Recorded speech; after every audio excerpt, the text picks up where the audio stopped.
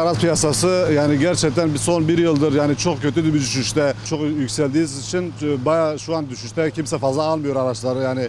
Fiyatlar dibe geldiği için millet, esnaflar korkuyor yani biraz daha düşecek diye, yani millet çok tedirgin yani bu konuda.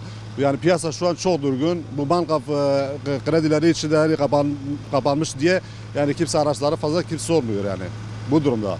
Millet araba sormuyor yani. Eskiden yani nasıl diyeyim, biz haftada burada yani bir iki tane araç satarken biz şu an araba satamıyoruz yani. Bu Mayıs ayına kadar bu süreç sürer yani. Mayıs ayına kadar. Şu an kıştır da yani.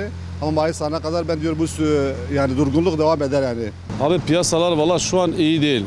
Niye iyi değil abi? Şu faiz artımından dolayı yani millet hepsi bankaya yöneliyor. Yani kimse ikinci el artık araba alamıyor.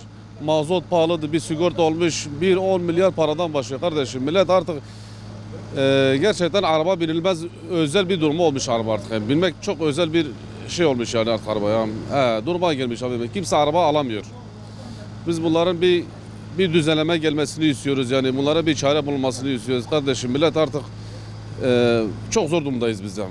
Gittikçe kötüye gidiyor. Satılmıyor. Ben şu an eskiden yüksek araba getiriyorum. Şu an en düşük araba da getiriyorum. Kimse alacak durumda değil. Hani önümüz yaz, belki yazın belki bir şeyler olabilir mesela. Önümüz bir umudumuz, Allah yazını bekliyoruz. İnşallah yazın belki düzelme ihtimali var. Artık bakacağız abi. Şu an işlerimiz iyi değil mesela. Yani bu faiz oranı arttıkça esnaflarımız çok zor duruma düştü. Yani bir iki yıldır esnaflarımız yani iş yapamıyor.